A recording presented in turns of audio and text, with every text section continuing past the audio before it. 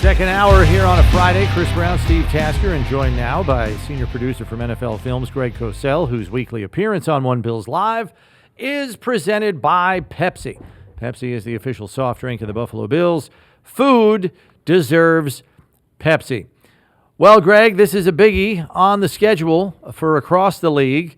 And these regular season meetings have gone the way of the Bills the last 4 times. And obviously the Chiefs have gotten the best of the Bills in the playoffs thereafter. Bills come into this game a little shorthanded. I know the Chiefs don't have Pacheco for this game, but no Ed Oliver in this game. Looks like Shaq Thompson is now out. No Joshua Palmer, no Daquan Jones. So a little shorthanded, as has been the case all season for the Bills defensively. We'll see how that shakes out matchup-wise. And my concern is, the Bills covering all the bases at the skill positions for the Chiefs. Maybe you have Maxwell Hairston run around with Xavier Worthy since, he can run with him. And maybe you put Benford on Rice for a physical matchup, but you still got to figure out Juju Smith-Schuster, Hollywood Brown, Travis Kelce. How have teams tried to cover all the bases here defensively so far this season? Well, Rice just played a couple of games. Teams, it's not so much, it's more the Mahomes factor than it is the receivers. I think they have a lot of speed, and that's always a concern because that's something that you certainly don't want to get beat over the top. But, just think back, Brownie. I'm sure you probably have seen the game from last week with the Chiefs. And you look at the second half of that game, and I don't know if Mahomes made one play within structure. The entire second half was Mahomes making second reaction outside of structure plays. And I think it would be fair to say that when you talk about Mahomes, you're dealing with a guy that has outstanding spatial awareness. I heard a great term for his vision. Someone said that he has fighter pilot's vision. I mean, that's his game. He's not necessarily a high level progression player. There's a lot of quick throws where the ball comes out quick, but there's not really a lot of intermediate throws in their offense unless it's a flood concept, which is a staple. But he's really at his best, with those second reaction plays. So to me, it's not so much how do you cover the receivers, is how do you control Mahomes? And that's a really difficult thing to do. It's a shame about Shaq Thompson. I actually thought Shaq Thompson was playing really good football. He was. Yeah, he was. And they're going to miss him because what have teams done? And I know this too. The Bills are the same way. When they look bad, when they lose games, it's more about them than it is their opponent. Like the Bills in the Patriots game, they cough it up 3 times and they get a bunch of penalties. And in the Atlanta game, they're stepping to the wrong way in their protection, the whole thing. Same thing with turnovers. Same thing with the Chiefs. Their slow start was more about them, was it not? What are teams doing if they do have success against them? Where does it start? I know it starts with Mahomes. Is it just to keep him in the pocket? Is it to get quick pressure? Do they have to get him on the ground? What do teams who are successful against the Chiefs do? Well, a lot of teams, look, they don't have a big-time run game. Or they haven't up to this point. And Pacheco being out, I don't know how big a deal that is for the way they play these days. A lot of teams in those sort of more critical situations, passing situations, teams will spy him. Sometimes it works, sometimes it doesn't. But again, a spy, you have to decide how you want to do that because you're taking someone out of the rush and you're taking someone out of coverage for the most part. I think that because they don't necessarily play consistently within structure, that almost builds in inconsistency to your offense. And I think that's something that with a quarterback like Mahomes, who obviously is phenomenal outside of structure, you live with. I mean, look, even this past game, and I heard Kurt Warner talk about this after I watched the tape. I heard him talking, whatever format it was, and I was just so happy to hear him say the same thing that I saw on tape. He said, I don't think Mahomes is playing his best football. He said, you go back to this last game, and there were a number of plays where schematically it was there, and he didn't throw it. So I think with Mahomes, you live with that. and because he makes so many plays outside of structure. In some ways, you could say the same thing about Josh. We'll get to the Bills' offense because I've got some definitive thoughts on what I think it needs to be in this given game. But I think with Mahomes, it's not so much what do you do to stop him or the receivers, because there are good concepts. Andy Reid has good concepts. Yeah. It's the fact that built into the way Mahomes plays very often is just some level of inconsistency.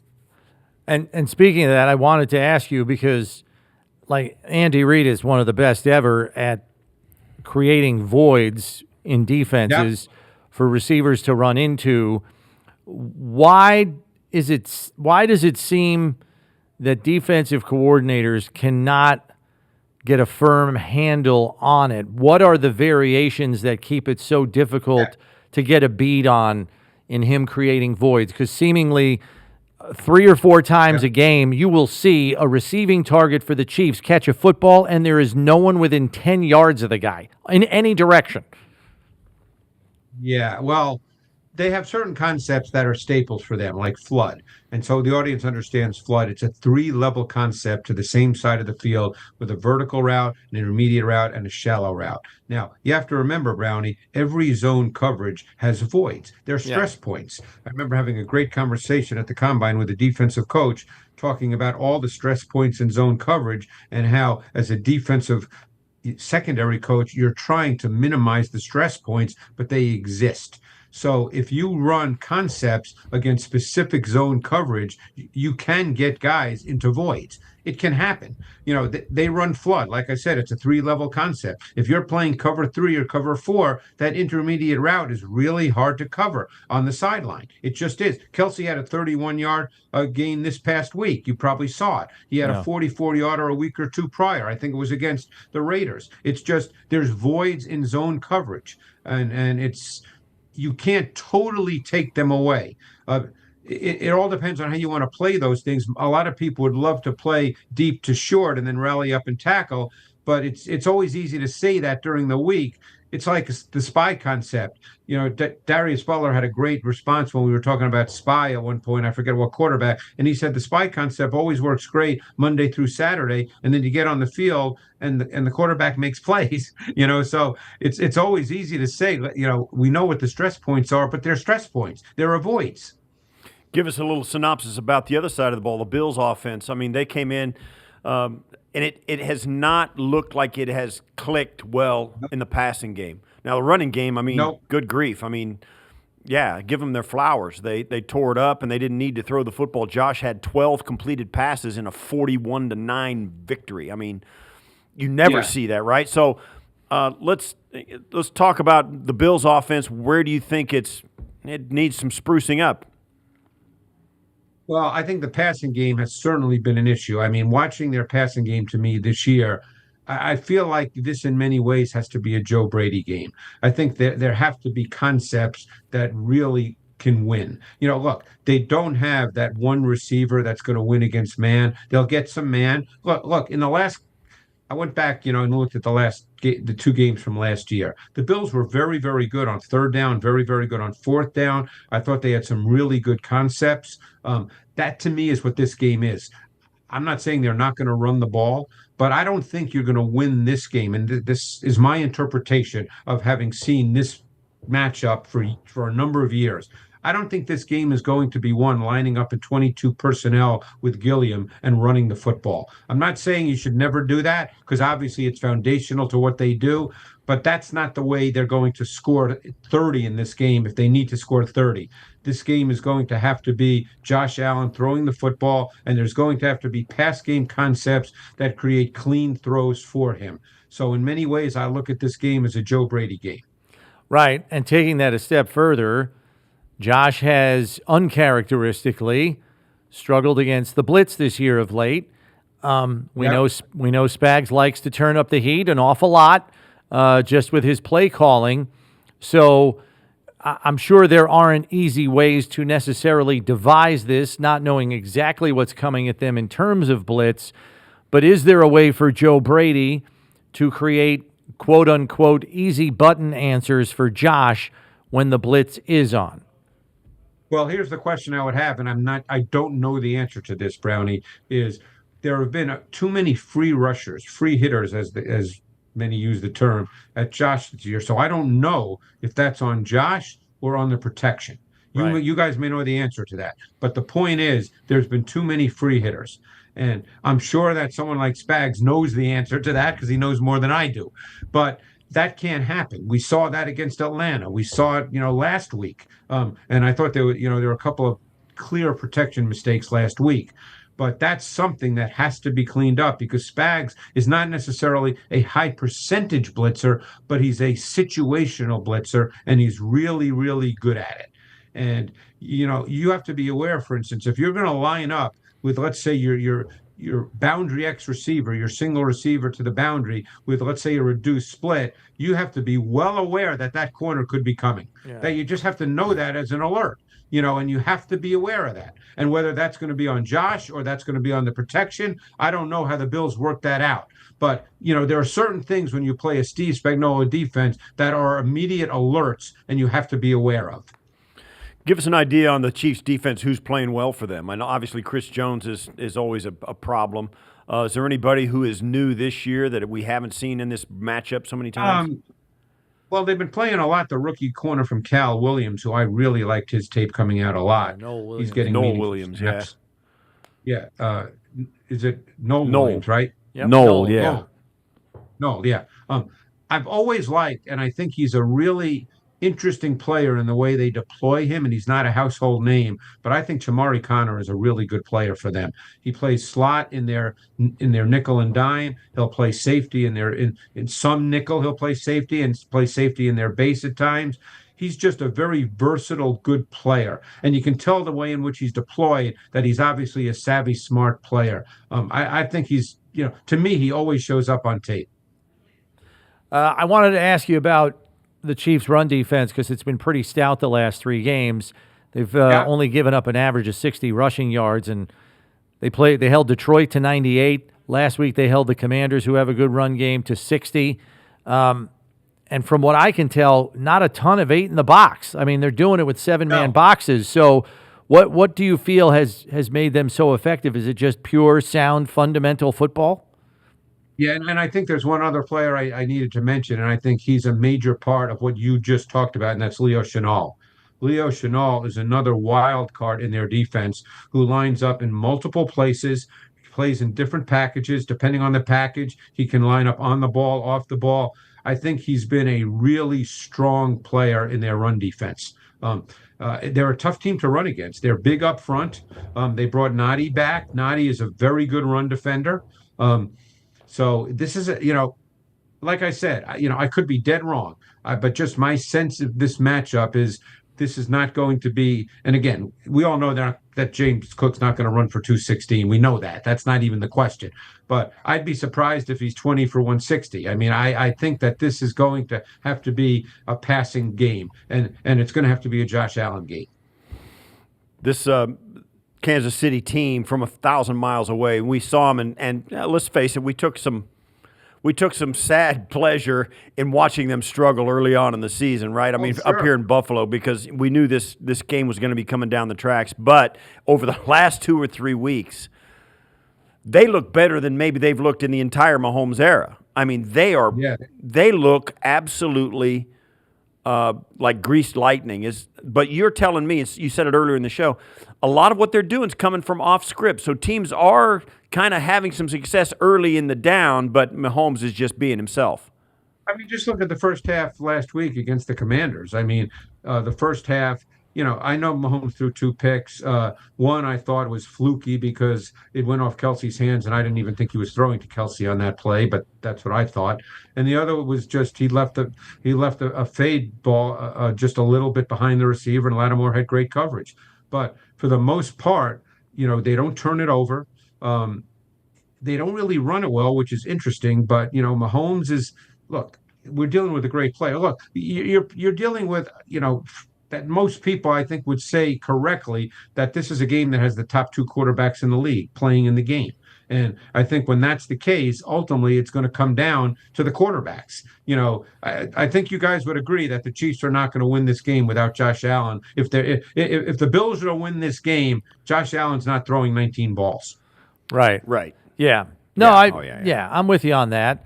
I'm curious, like, because here's the thing, over the course of these last 5 regular season meetings, the Chiefs have averaged 2.2 giveaways per game, and I think it's been Yeah, instrumental in why they've lost each of the last 4. I agree. How many takeaways do you think the Bills need to win this football game? Oh boy, that's a great question. I'm bad at that kind of thing, but I think there has to be a turnover here or there. I mean, for sure. Yeah, I'm going I with think if 2, the maybe 3. I think if the Chiefs play a clean game offensively, then it would be a situation where the Bills would have to put up 30 plus, which they may have to anyway, regardless of takeaways. This we're not. To me, we're not looking at the 2017 game here. Those teams, they don't play that kind of game. I mean, you go back, like I said, I looked at last year's games, but you go back, they played 9 times over the last, 4 years? Yeah. Right. And all the games, for the most part, I think there was one exception that the Chiefs won big early on, maybe in 2022. But excuse me, the Bills won big, if memory serves me. But they've all been really close games, and there's a lot of points scored. This is not likely to be a hard fought, low scoring game. Well, no, Brownie and I have been bandering that statistic around all week. The series, the last 9 games, the Chiefs have got 243 points, and the Bills have 242 over those 9 games. Yeah, I mean, So for every big know, win the Chiefs have had, the Bills have answered it, and they're right neck and neck. So, I mean, I went back through the last 4 games, and so again, this is why I mentioned Josh Allen, and where I think the pass game is obviously extremely critical. In the last 4 games, Josh Allen has had 45 rushes for 198 yards and 4 TDs. So again, I'm not saying that, hey, just take the ball and run around. That's not what they do anyway. But I will say this, and I think you guys would agree. I think Josh has been a little overreactive the last couple of games. I think he's left the pocket at times when he shouldn't have. And I think he's left some plays on the field, and I think he's going to have to let the scheme work for him in this game. He can't think that, hey, I've got to be Superman right from play one. I think he has to let the system and the scheme work and play accordingly. Yeah, play within structure, right. Yeah, and sometimes that's easier said than done for him, especially in big games. When he was a younger player, we used to always talk about Sugar High Josh and how he would try to be Superman. Last year, I think he played within structure the best he ever has over the course of a full season. I would tend to think he's got to get back to that. Trust the process, trust the system.